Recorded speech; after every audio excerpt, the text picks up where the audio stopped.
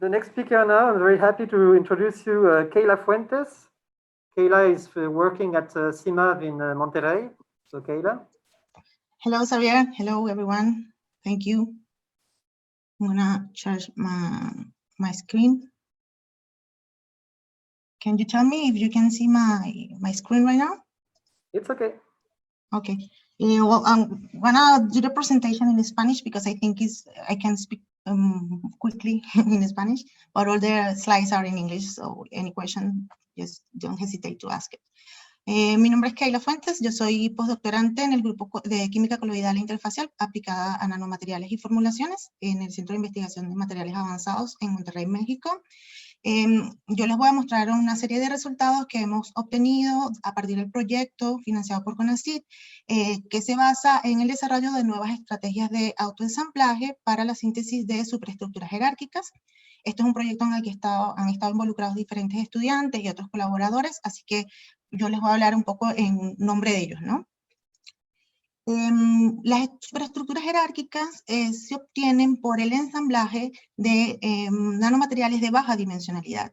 Y esta interconexión en toda su estructura permite no solamente tener una alta área específica, sino que también permite mejorar ciertos procesos de transferencia de carga, de difusión de reactivos, y en algunos casos inclusive este ensamblaje permite incrementar las propiedades individuales de los sistemas, lo cual puede ser utilizado en muchísimas aplicaciones. Sin embargo, actualmente la mayoría de los métodos de síntesis involucran dos pasos, uno para obtener las nanopartículas y otro para hacer el ensamblaje y llevar a estructuras tridimensionales. Esto trae como consecuencia que en algunos casos se pueden tener agregaciones descontroladas de las nanopartículas, lo cual se ve reflejado en el desenvolvimiento del material en distintas aplicaciones. Por lo cual resulta bastante deseable poder desarrollar nuevas rutas sintéticas en las cuales se puedan llevar a cabo ambos procesos en un solo paso. En este sentido, las microemulsiones, que son sistemas líquidos compuestos de agua, aceite y una molécula anfifílica, que es un surfactante, son dispersiones monofásicas ópticamente isotrópicas, como podemos ver en la imagen de la parte superior derecha, que además son termodinámicamente estables, por lo cual se forman de manera espontánea, a diferencia de las nanoemulsiones y de las emulsiones convencionales, y al tener dominios en el orden de los nanómetros, permiten tener medios confinados de reacción, los cuales nos da un gran control no solamente sobre el tamaño de los nanomateriales, sino también sobre su composición. Dependiendo de la composición de la microemulsión, se pueden preparar o se pueden tener sistemas de microemulsiones de aceite en agua o de agua en aceite, en donde ya sea la fase acuosa o la fase oleosa, son las fases continuas, y este tipo de sistemas por lo general se han utilizado mucho para obtener nanopartículas discretas. Sin embargo, hay otro tipo de microemulsiones, que son las microemulsiones bicontinuas, en las cuales tanto la fase acuosa como la fase oleosa son fases continuas. Entonces, además de proveer las características que ya mencionamos, nos permite tener una estructura tridimensional, ¿okay? Porque ellos están interconectados como una especie de esponjas líquidas para tener estructuras tridimensionales.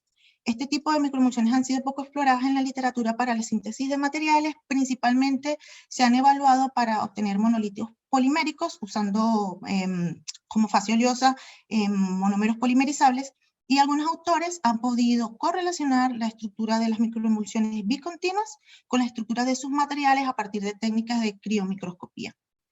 En nuestro caso, nosotros trabajamos con una microemulsión bicontinua que está compuesta por agua, Simperonic 91,5, que es un surfactante no iónico que tiene en su cabeza polar un promedio de 5 grupos de toxi y isoctano como fase oleosa.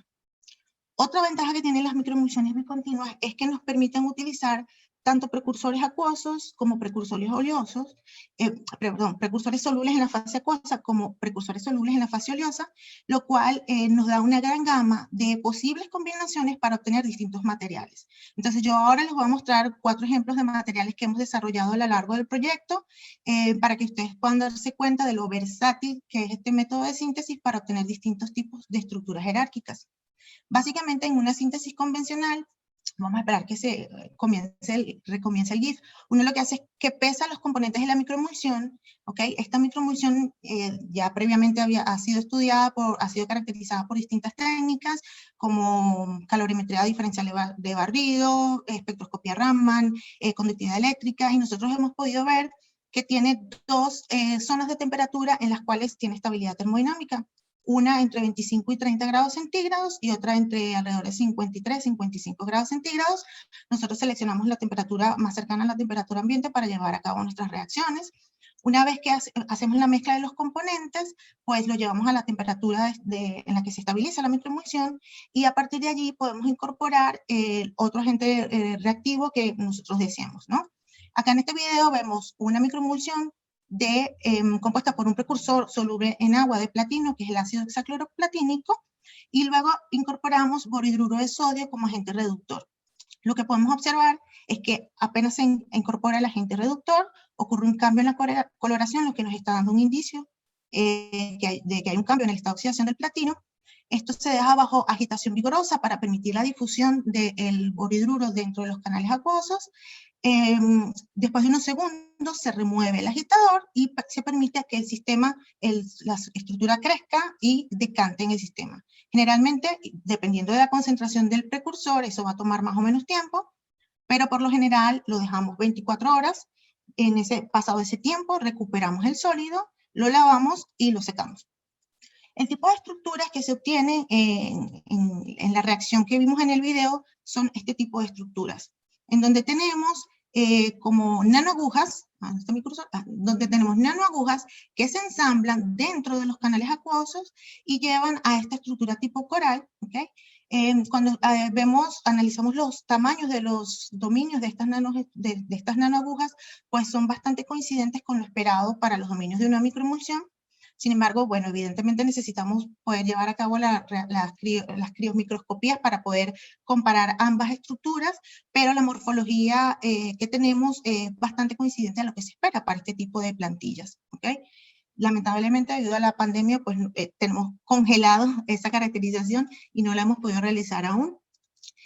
Por el contrario, cuando se usan precursores solubles en la fase oleosa, lo que ocurre es que, si vieron en el video, al agregar el borhidruro se empiezan a formar burbujas. Esas burbujas provienen de la hidrólisis del borhidruro dentro de los canales acuosos y son burbujas de hidrógeno. Esas burbujas, por ayuda del surfactante, pueden arrastrar especies reductoras a los canales oleosos, y dentro de estos canales entonces ocurren los procesos de nucleación y crecimiento de las nanopartículas de platino, cuyas dimensiones están evidentemente limitadas por las dimensiones de los canales.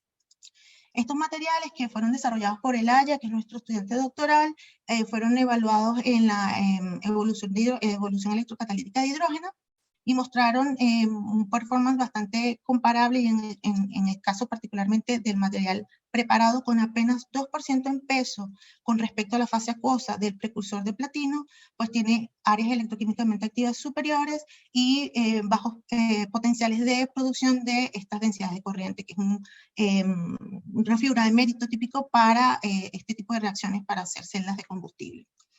Debido a que, como les comenté, el borhidruro se hidroliza, esto causa un incremento del pH dentro de los canales acuosos, y eso lo hemos utilizado como estrategia para obtener compositos de óxidos, como óxidos de cobalto, óxidos níquel, que son también electrocatalíticamente activos, promovidos por la presencia de platino. De esto no les voy a hablar mucho por cuestiones de tiempo, pero justamente al combinar la naturaleza química y la proporción de los metales, podemos tener distintos tipos de morfología que tienen un impacto directo sobre el comportamiento del material. Estos de cobalto particularmente los evaluamos para la evolución de oxígeno y también fueron bastante buenos. Otra estrategia que estamos apenas realizando en las últimas semanas con la estudiante doctoral, Frida, está en la fotito muy feliz porque finalmente pudo obtener un depósito de níquel cobalto sobre oro, lo cual es bastante difícil y bastante raro de realizar, porque al tener una fase oleosa dentro del sistema que tiene una alta constante dieléctrica, pues eso limita la transferencia de carga y hace que el uso de microemulsiones bicontinuas como plantillas en procesos de electrodepositación sea difícil. Y sin embargo, bueno, después de mucho trabajo hemos estado empezando a lograr tener nuestros depósitos y bueno, ya eso será trabajo para el próximo NanoAndes, mostrarle el avance con respecto a esto. Por último, les quería mostrar una estrategia que realizamos la estudiante Verónica Torri y yo para la preparación de sustratos con propiedades plasmónicas para ser utilizados en espectroscopía Raman aumentado en la superficie. Básicamente lo que hicimos fue que, como les comenté, que el surfactante tiene 5 grupos de tóxicos en promedio en su cabeza polar, y estos grupos son capaces de reducir iones plata. Lo que hicimos fue permitir el crecimiento de nanopartículas plasmónicas de plata, que fuimos evaluando su crecimiento a partir de espectroscopía UV-Vis, verificando la presencia de la resonancia del plasmón superficial. Y lo que ocurre es que naturalmente, si nosotros dejamos eso pasar en el tiempo, pues estas nanopartículas se van a agregar y van a precipitar. Y para poder evitar ese proceso de agregación, lo que hicimos fue incorporar una especie, un ion, el ion citrato, que tiene características cosmotrópicas, es decir, ayudan a estructurar las moléculas de agua dentro de los canales acuosos, y eso nos permitió, digamos, tener este tipo de estructuras tridimensionales de fibras, dentro de las cuales están embebidas las nanopartículas que dejamos crecer previamente. Eso lo pudimos verificar porque al realizar un añejamiento de esas estructuras, pues se tienen este tipo de redes tridimensionales en las Muchas cuales... gracias, Keila. Sí. Estamos cortos de tiempo. Entonces, perfecto. Igual era lo último, ya con esto iba a terminar. Vale. Y bueno, ya les agradezco el tiempo y cualquier duda.